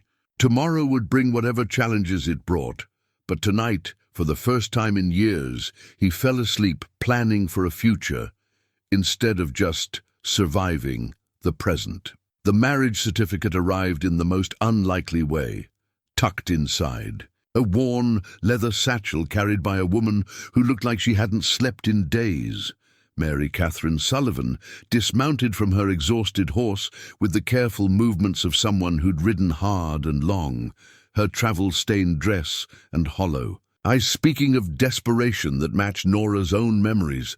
"Please," she said when Cole approached her cautiously in the ranch yard, one hand resting on his sidearm. "I'm looking for a woman named Norah Wells. I heard she might be here." "Who's asking?" Cole's voice was carefully neutral, but Norah had appeared on the porch at the sound of an unfamiliar voice, and something about the stranger made her move closer, despite the obvious risk. "My name is Mary Catherine Sullivan. Until 3 days ago, I thought I was the wife of Jeremiah Briggs." The woman's voice broke slightly on the words. "But I've learned some things that change everything." Norah felt the blood drain from her face. "You're his wife. His real wife." Mary Catherine reached into her satchel with trembling hands and withdrew a folded document. "I thought I was. We were married 5 years ago in New Orleans, with proper papers and witnesses and everything legal. But when I went to the courthouse to get a copy of our marriage certificate to help with some legal troubles he's been having, I discovered something terrible." She held out the paper and Cole took it carefully, his eyes scanning the official document. As he read, his expression shifted from suspicion to amazement. "This marriage certificate," he said slowly, "is dated 2 months after the ceremony you went through with Jeremiah." Mary Catherine nodded miserably. "The clerk explained it to me. Jeremiah filed the paperwork under a false name, James Brennan, instead of Jeremiah Briggs. When the real James Brennan discovered the fraud and contested it, the marriage was declared invalid, null and void. Legally, I've never been married to him at all." Norah sank onto the porch steps, the implications washing over her like a flood. "But if your marriage wasn't legal and mine wasn't legal, then he's never been legally married." "And to anyone," Cole finished, understanding immediately. "Every woman he's married has been the victim of fraud." "There have been others," Mary Catherine said quietly. "I've been tracking them down, trying to warn them. Sarah Bennett in Dallas, Elizabeth Morrison in Fort Worth, and now you. All of us told the same lies, all of us believing we were his wife." Maria appeared with coffee and a plate of food, her maternal instincts overriding caution as she saw the exhausted state of their unexpected visitor. "Mija, you look ready to collapse. Sit, eat, rest yourself." As Mary Catherine gratefully accepted the refreshment, she continued her story. "I started investigating when I realized some of his business dealings weren't legitimate. What I found," she shuddered, "he's been running the same scheme for years. Find desperate women, marry them with false papers, take whatever they have of value, then disappear. But with you, Norah, something went wrong." "What do you mean?" "You didn't have money or property for him to steal, but you got pregnant, and that changed his plans. A baby meant leverage, meant he could control you permanently." Mary Catherine's voice grew harder. "I found letters he'd written to some unsavory A character's in Louisiana. He was planning to sell the baby. The words hit Norah like a physical blow. Cole moved quickly to her side, his arms supporting her as she swayed. Sell the baby to families who pay well for healthy infants and don't ask questions about where they come from. It's more profitable than his usual schemes, and it explains why he's been so determined to find you. Mary Catherine reached into her satchel again and withdrew several more papers. I have evidence, correspondence, bank records, witness statements, enough to put him away for a very long time. Cole studied the documents with growing amazement. Why are you doing this? Why risk yourself to help women you don't even know? Mary Catherine's laugh was bitter. Because I was one of those women. Because I spent 5 years believing I was married to a man who never saw me as anything more than a mark to be exploited. Because I want to see him pay for what he's done to all of us. Does he know you've discovered the truth? He suspects. I had to leave New Orleans quickly when I realized he was becoming suspicious of my questions. I think he's planning something desperate, which is why I rode so hard to find you. If he can't get the baby through legal means, he'll try to take it by force, Cole finished grimly. But this changes everything, Norah said, her voice growing stronger as the full implications became clear. If he was never legally married to any of us, if there's evidence of his criminal activities, then the law is on our side completely, Cole agreed. No more questions about marital rights or custody claims. He's just a criminal trying to kidnap a child. Mary Catherine nodded. I've already contacted federal marshals in New Orleans. They're issuing new warrants based on the evidence I've provided. The problem is, those warrants haven't reached Texas yet, and Jeremiah doesn't know I've exposed him. He's still operating under the assumption that his old tactics will work. As evening approached, and they made arrangements for Mary Catherine to stay the night, Cole felt a grim satisfaction settling in his chest. The truth had a way of emerging at the most crucial moments, and this truth changed the entire nature of their conflict. Jeremiah Briggs wasn't a wronged husband seeking his wife and child. He was a criminal attempting to steal a baby for profit. That knowledge would make what was coming easier to bear. When the time came to fight, Cole would be defending more than just the woman he loved. He'd be protecting an innocent child from a monster who saw human life as nothing more than currency to be traded. The federal marshal's badge gleamed in the morning sunlight as Deputy Marshal James Crawford dismounted from his horse. His arrival, as unexpected as it was, welcome. He was a tall man with steel-grey hair and the bearing of someone accustomed to dealing with the worst humanity had to offer, but his eyes held a kindness that immediately put Norah at ease. Mrs. Sullivan sent word ahead, he explained after introductions were made. Asked me to ride hard to get here before Briggs made his move. Lucky for all of us, federal warrants move faster than local gossip. Cole invited him into the parlor, where Mary Catherine was already waiting with a pot of fresh coffee and the collection of evidence she'd gathered. Marshal Crawford settled into a chair and pulled out his own notebook, his manner both professional and reassuring. First things first, he said, looking directly at Norah. Miss Wells, you are not now, nor have you ever been, married to Jeremiah Briggs. The ceremony you went through was fraudulent from start to finish. You have no legal obligations to him whatsoever, and he has no legal claim to you or your child.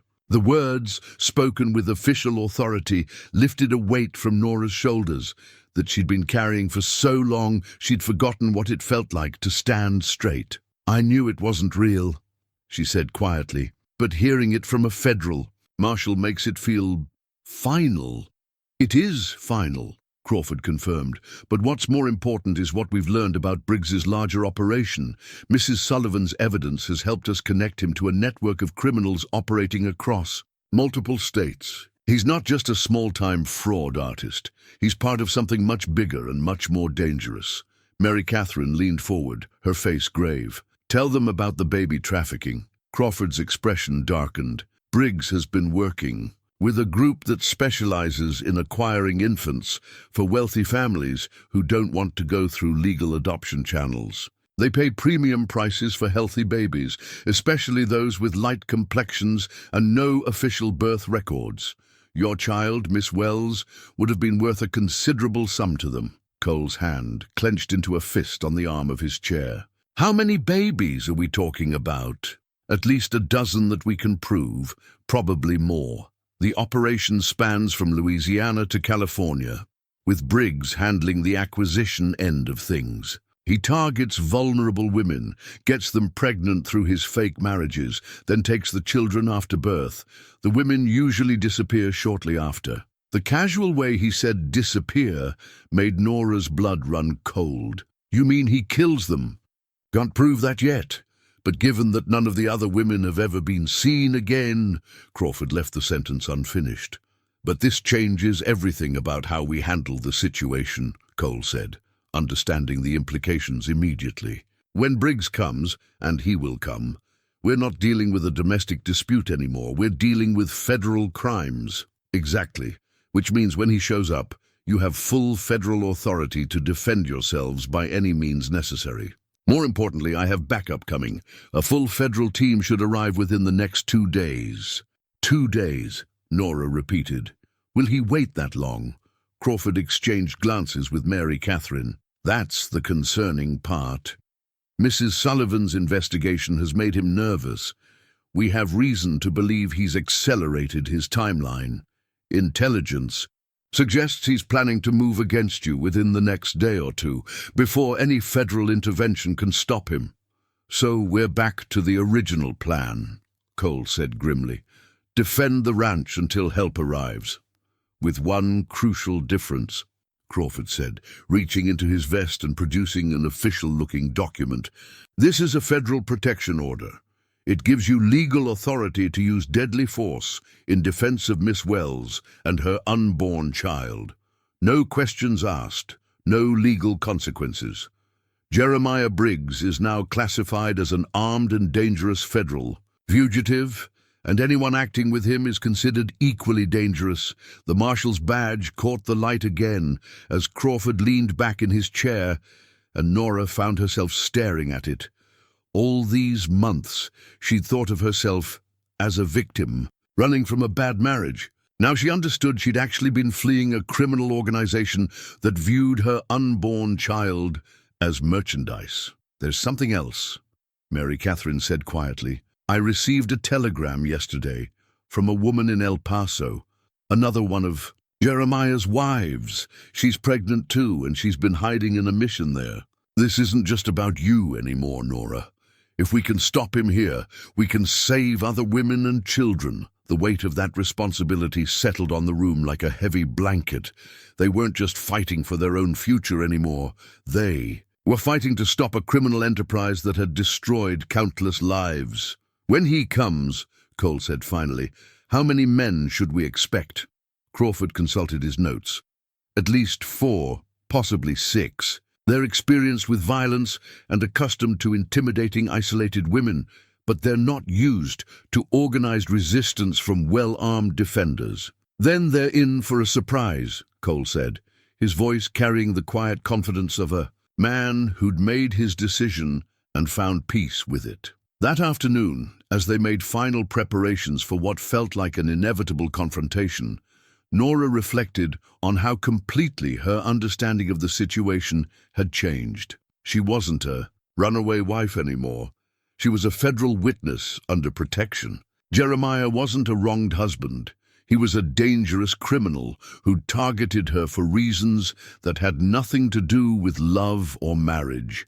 The truth, she realized, had set her free in ways she'd never expected. Whatever was coming, she would face it not as a victim, but as a woman with the full weight of federal law behind her and good people willing to stand at her side.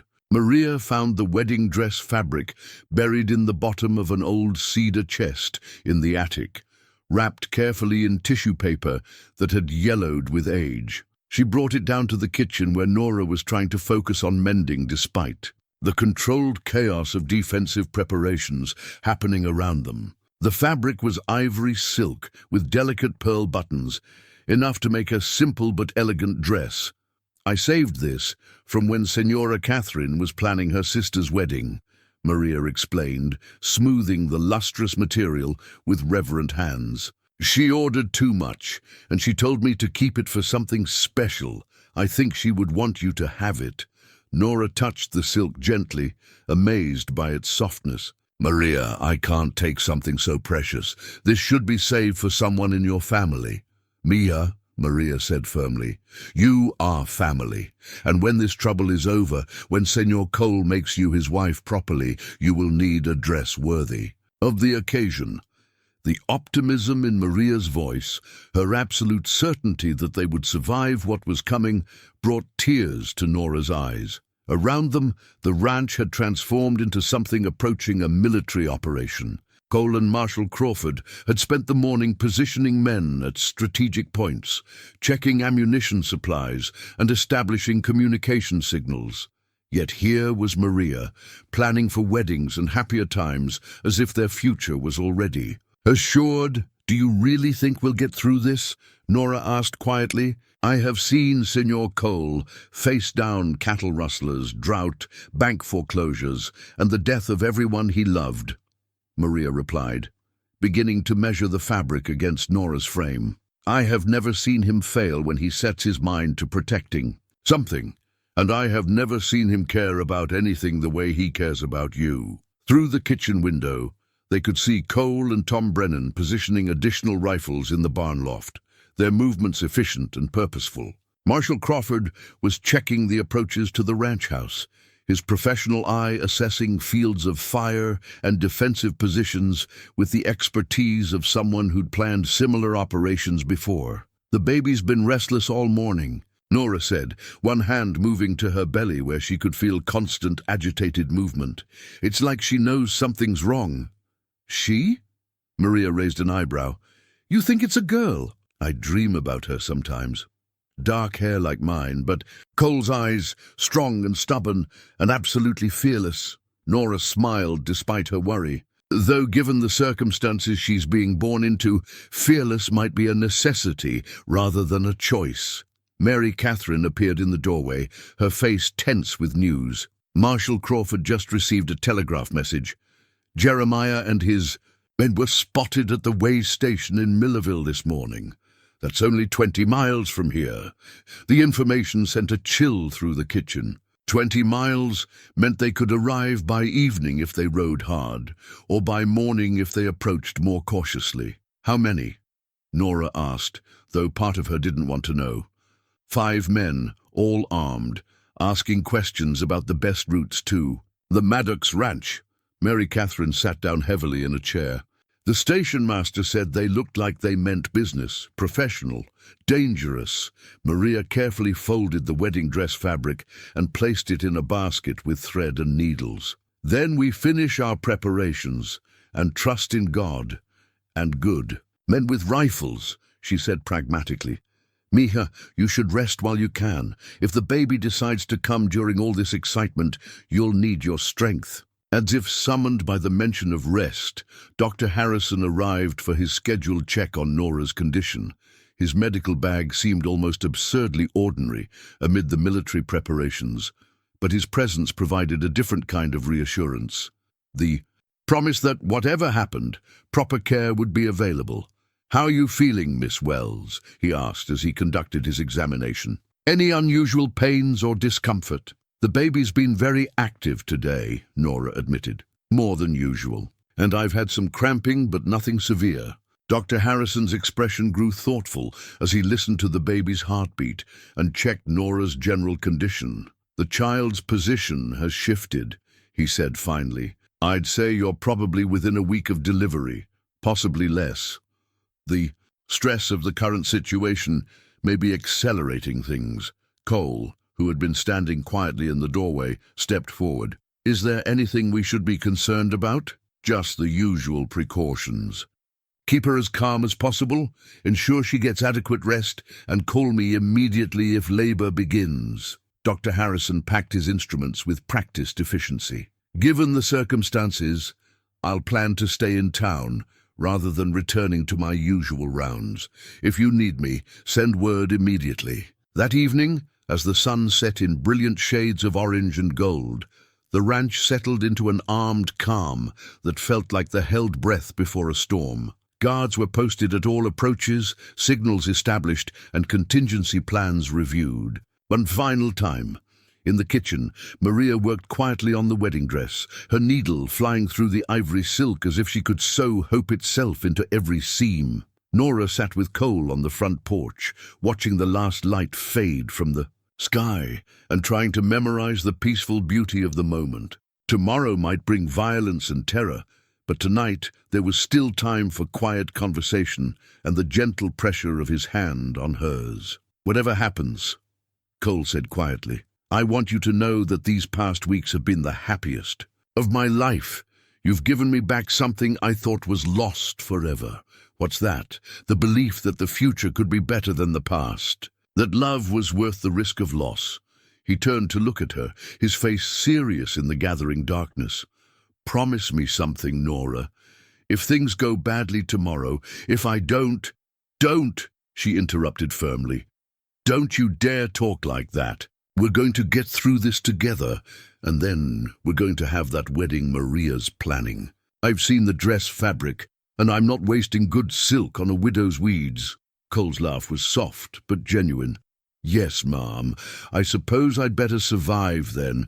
Can't have Maria's efforts going to waste." As they made their way inside for what might be their last peaceful night, Norah carried the image of that wedding dress fabric in her mind like a talisman. Some dreams were worth fighting for, and some hopes were strong enough to survive any storm. The baby's first blanket was finished. Just as the first labor pains began, Norah had worked through the night by lamplight, her hands moving steadily, despite the tension that filled the ranch house like electricity before a storm. The final stitches were completed as dawn painted the eastern horizon in shades of rose and gold, and she held up the finished work with a mixture of pride and exhaustion.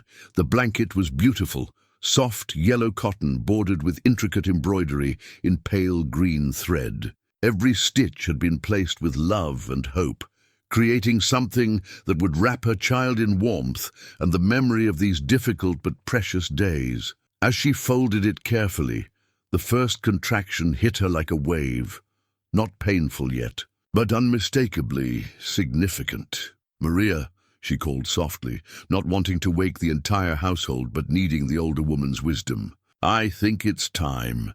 Maria appeared within moments, fully dressed despite the early hour. She'd been sleeping lightly for days, anticipating this possibility. One look at Norah's face told her everything she needed to know. "How long between the ski?" "Pains?" she asked, moving efficiently to time the contractions and assess the situation. "About 15 minutes, I think. They started maybe an hour ago, but I wasn't sure at first." Norah gripped the finished blanket like an anchor. "Maria, what if the baby comes right when Jeremiah arrives? What if then this child will be born into a world where people are fighting to protect her," Maria said firmly.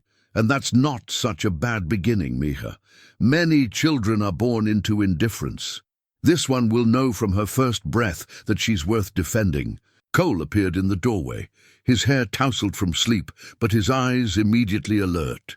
"Is it starting?" "Si, senor. Early labor, but real labor. The baby has decided not to wait for a more convenient time." Maria's tone held both resignation and a peculiar satisfaction, as if she approved of the child's timing, despite its complications. Cole ran a hand through his hair, calculating rapidly. "Dr. Harrison is in town.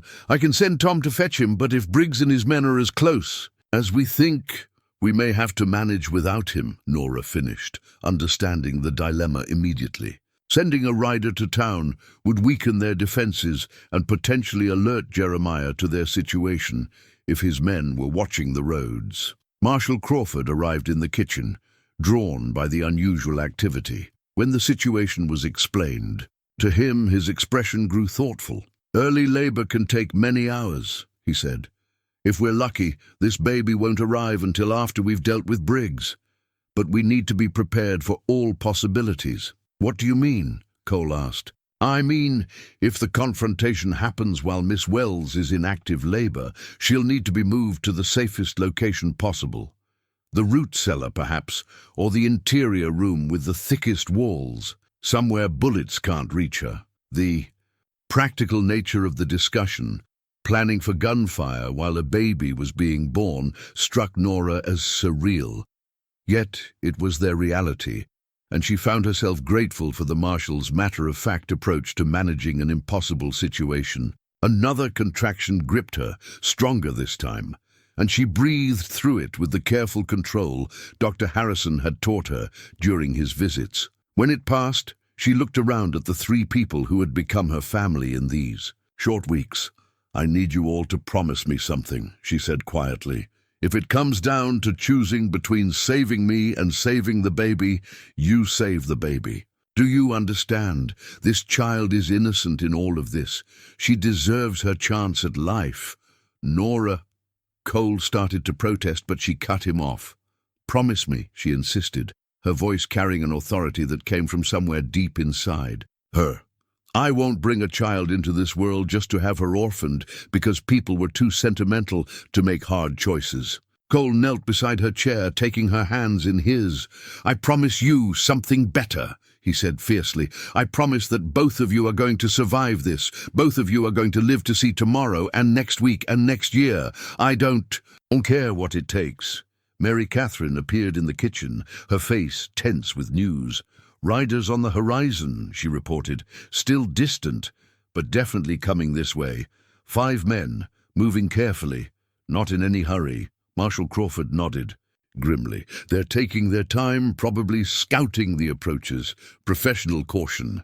We've got maybe 2 hours before they arrive, assuming they don't spot our defenses and decide to wait for nightfall." 2 hours, Norah repeated, then gasped as another contraction hit. They were definitely getting stronger and closer together. Nature, it seemed, had its own timeline that didn't care about human conflicts. Cole stood and moved to the window, where he could see his ranch hands taking their positions with the calm efficiency of men who'd faced danger before. "Tom's got the barn secured, Pete's watching the north approach, and Jake's got eyes on the main road. Everyone knows the signals, and the baby decides to join the fight," Maria said with dark humor, timing Norah's contractions. 10 minutes apart now. This child has dramatic timing, like her mother. As the morning light strengthened and the riders drew slowly closer, the ranch house became a place where life and death preparations proceeded side by side. In one room, Cole and Crawford checked weapons and reviewed defensive positions. In another, Maria prepared clean linens and hot water for a birth that might happen in the middle of a gunfight. Norah sat in the center of it all, one hand on her belly, feeling the baby's restless movements, the other clutching the blanket she'd finished just in time. Whatever happened in the next few hours would determine not just her fate, but the kind of world her child would be born into. She closed her eyes and felt the strength that had carried her this far rise up once more. Some battles, she realized, were worth fighting regardless of the odds, and some futures were worth defending even when the cost might be everything you had to give. Cole's father's gun had been passed down through 3 generations of Maddox men, its walnut grip worn smooth by decades of honest hands. As Cole checked the cylinder one final time, he thought about his grandfather, who'd carried it during the Indian Wars, and his father, who'd used it to defend their first cattle from rustlers. Now it would serve its purpose once more, protecting the family that mattered most.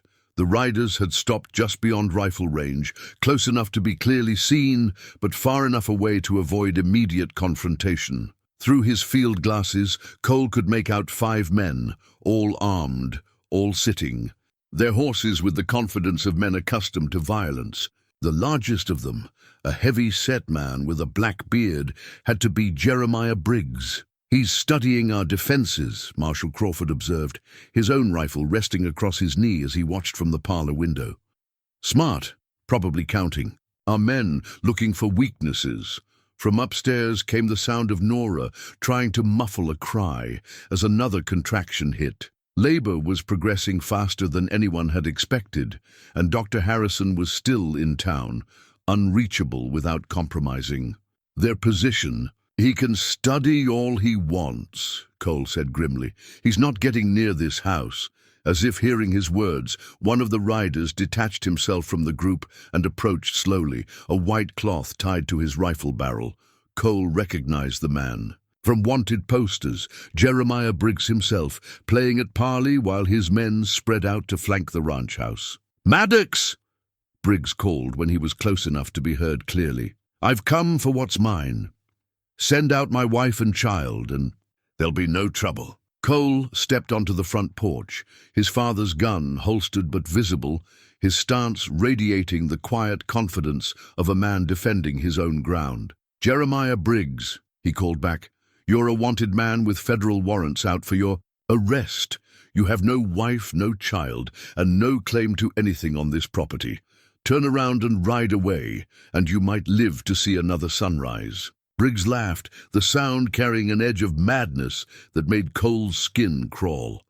"I know she's in there, Maddox. I can practically smell her fear from here. 5 years I invested in that woman, and I aim to get my return. The baby she's carrying is worth more money than you've ever seen." "Money?" Cole's voice carried across the distance, loaded with disgust. "You're talking about selling a child like livestock. I'm talking about a business transaction, something you ranchers should understand." Briggs shifted in his saddle, and Cole caught the movement of his men taking positions. "Last chance, Maddox. Send her out, or we'll come in and take her." The response came not from Cole, but from Marshal Crawford, who stepped onto the porch, with his badge clearly visible and his rifle held ready. "Jeremiah Briggs, you're under federal arrest for fraud, kidnapping, and conspiracy to commit human trafficking. Surrender now, and you'll live to stand trial." Briggs' face darkened with rage. "Federal Marshal, well, ain't that something?" He raised his voice to address his men. "Looks like we got ourselves a real fight, boys. Remember, the woman's worth nothing to us dead, but everyone else is fair game." That was when the shooting started. Briggs spurred his horse toward the house while simultaneously drawing his pistol. Cole's father's gun was in his hand, and firing before conscious thought could intervene, the familiar weight and balance allowing muscle memory to guide his aim. Briggs jerked in his saddle as the bullet caught him in the shoulder, but he kept coming. From the barn came the sharp crack of Tom Brennan's rifle, and one of the flanking riders tumbled from his horse. Pete Rodriguez opened fire from the north side of the house, his shots driving another attacker into cover behind a water trough. The sound of gunfire was deafening, but through it all, Cole could hear Norah crying out from upstairs as another contraction hit. The baby was coming whether there was a gunfight or not, and Maria was up there trying to manage a birth, while bullets shattered windows throughout the house. Marshal Crawford's rifle spoke with methodical precision, each shot carefully aimed, and devastating in its effect. Another of Briggs' men went down, this one not getting back up, but Briggs himself had reached the porch, and Cole found himself facing the man who'd terrorized the woman he loved. "You son of a bitch!" Briggs snarled, blood streaming from his wounded shoulder as he raised his pistol. "You think you can steal what's mine?" "She was never yours," Cole replied, and pulled the trigger. The shot took Briggs' center mass, the heavy bullet from the old Colt, driving him backward off the porch. He hit the ground hard and lay still, his pistol falling from nerveless fingers. The remaining attackers, seeing their leader down and facing disciplined fire from multiple positions, broke and ran. Jake Wilson's rifle from the corral sent them on their way faster, and within moments the ranch yard was quiet except for the ringing echoes of gunfire. Cole holstered his father's gun and ran for the stairs, taking them 3 at a time. He burst into Norah's room to find Maria supporting her through another contraction, both women's faces reflecting the stress of the past few minutes. "It's over," he said breathlessly. "Briggs is dead. The others ran." "Good," Norah panted between contractions, "because this baby isn't waiting any longer. She's coming now." Outside, Marshal Crawford was checking bodies and securing the scene. Inside, life was asserting itself with an urgency that brooked no delay. Cole took Nora's hand, amazed by her strength as she squeezed his fingers through another contraction. "I can see the head," Maria announced with professional calm. "One more push, Misha.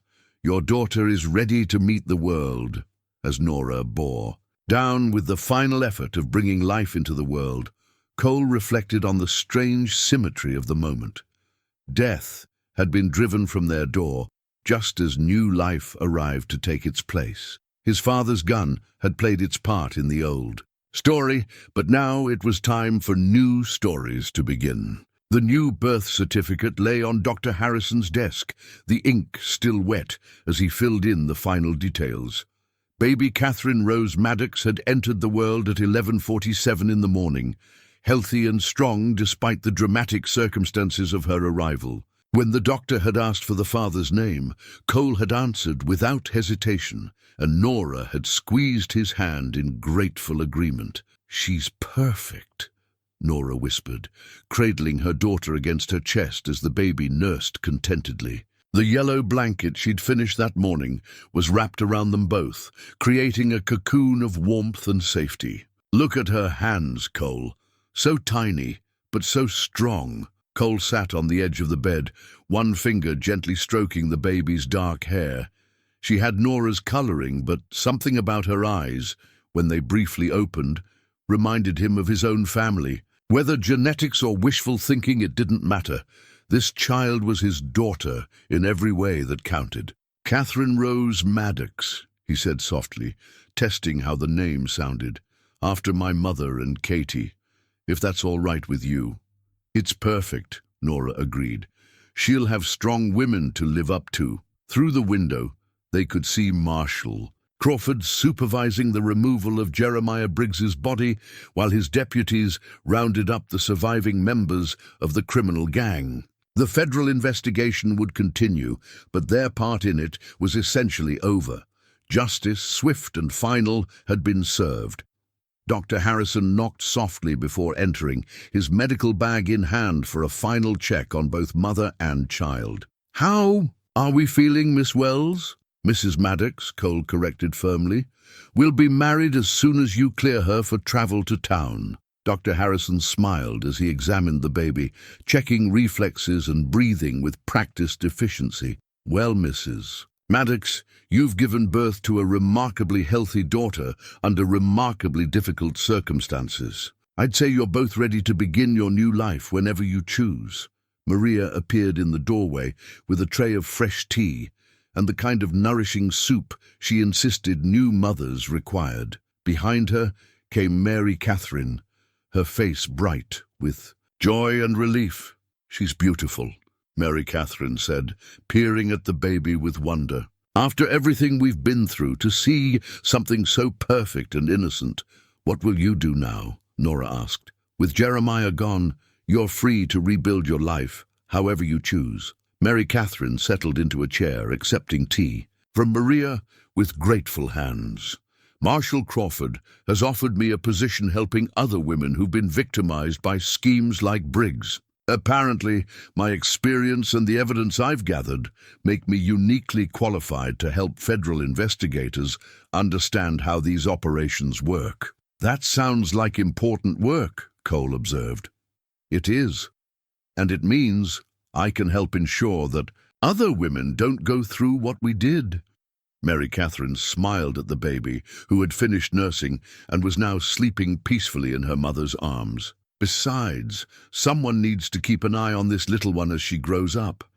Make sure she knows how brave her mother was." Later that afternoon, as the ranch settled back into its normal rhythm, Cole found himself on the front porch where this story had begun. The damage from the morning's gunfight was minimal.